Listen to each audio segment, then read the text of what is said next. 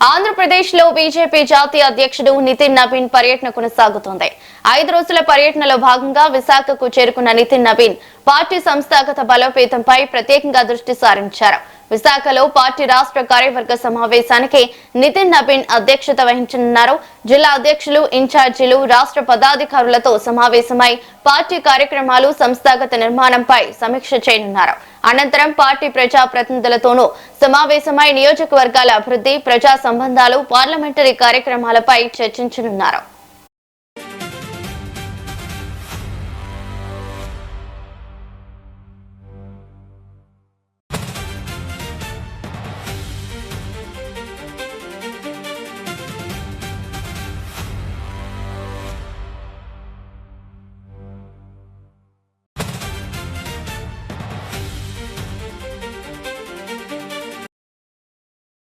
ఆంధ్రప్రదేశ్ లో బీజేపీ జాతీయ అధ్యక్షుడు నితిన్ నవీన్ పర్యటన కొనసాగుతోంది.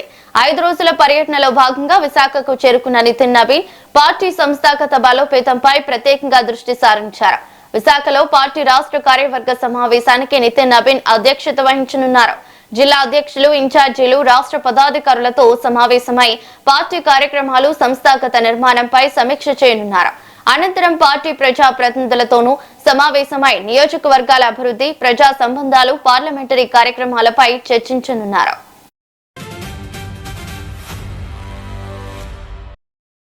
ఇక ఇదే అంశంపై పూర్తి డీటెయిల్స్ మా ప్రతినిధి ఈశ్వర్ ఫోన్ ద్వారా అందిస్తారు. ఈశ్వర్, చెప్పండి. Good morning రౌలి. బీజేపీ జాతీయ అధ్యక్షుడిగా బాధ్యతలు చేపట్టిన తర్వాత నితిన్ నవీన్ ఏపీకి విశాఖ రావడం ఇదే మొదటిసారి. ఆయనకి భోగాపురం విమానాశ్రయంలోని పార్టీ శ్రేణి నుంచి ఘనస్వాగతం లభించింది. అయితే ఈ నితిన్ 5 రోజులు విస్తృతమైన కీలకమైన పర్యటనలోని ఏపీలో క్షేత్రస్థాయిలో పార్టీ శ్రేణుల్లో నూతన ఉత్తేజాన్ని తీసుకురావడం, రాష్ట్ర స్థాయి వ్యూహాత్మక కార్యక్రమాలను సమన్వయం చేయడం, బీజేపీని మరింత బలోపేతం చేయడమే నితిన్ పర్యటన ప్రధాన లక్ష్యంగా కనిపిస్తుంది. అయితే విశాఖలోని విస్తృత స్థాయి కార్యవర్గ సమావేశాన్ని కూడా ఏర్పాటు చేస్తున్నారు. బూత్ స్థాయిలో పార్టీని సంస్థాగతంగా పటిష్టం కోసం ఆయన వివిధ బృందాలతోని భేటీ అవుతున్నారు.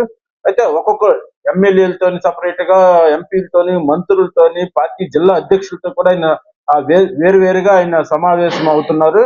అందుకు తగ్గట్టుగా ఏర్పాట్లు కూడా చేశారు.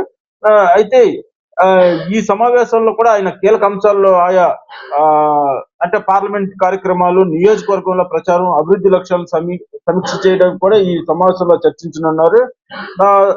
తర్వాత ఇప్పుడు ఈ ఉదయం మధురవాడలోని కన్వెన్షన్ లోని పార్టీ జెండా ఆవిష్కరించి ఆయన ఈ సమావేశాలను ప్రారంభిస్తారు. అనంతరం రాష్ట్రంలోని 28 జిల్లాల్లో కేంద్ర ప్రభుత్వం చేపట్టిన అభివృద్ధి సంక్షేమాల్లో అమలు చేస్తున్న కార్యక్రమాలతో ఏర్పాటు చేసిన స్టాల్స్ ను ఆయన సందర్శిస్తారు. అనంతరం ఆయన కార్యవర్గ సమావేశాన్ని అధ్యక్షత వహించి దిశానిర్దేశం కూడా ఆయన చేయనున్నారు.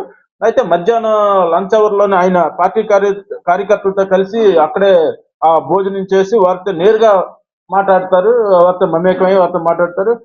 సాయంత్రం విశాఖలోనే యువ మంచ్ ఒకటి నిర్వహిస్తున్నారు.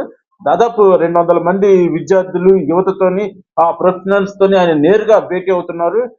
భారత్ ఇన్నోవేషన్, డిజిటల్ లీడర్షిప్, యువత సాధికారతపైన అంశాలపై ఆయన వారు నేరుగా చర్చిస్తారు.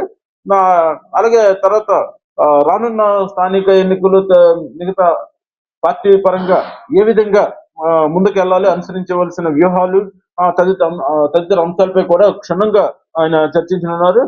కేంద్ర సంక్షేమ కార్యక్రమాలకు క్షేత్ర స్థాయి అమలుకు మధ్య సమన్వయం ఉండేలా కూడా ఆయన ప్రత్యేకంగా బృందాలుగా ఏర్పాటు చేసి వారితోని ఆయన భేటీ అవుతున్నారు. అయితే ముందుగా ఆయన నిన్న రాత్రి రాగానే నేరుగా కొట్లకు వెళ్ళినంటే ఈ రోజు ఉదయమే ఆయన మాజీ ప్రధాని వాజ్పేయి కార్యక్రమంలో పాల్గొని అక్కడి నుంచి నేరుగా సింహాచలం నుంచి మధురవాడ వచ్చి మధురవాడలో ఆయన కార్యక్రమాల్లో పాల్గొంటారు.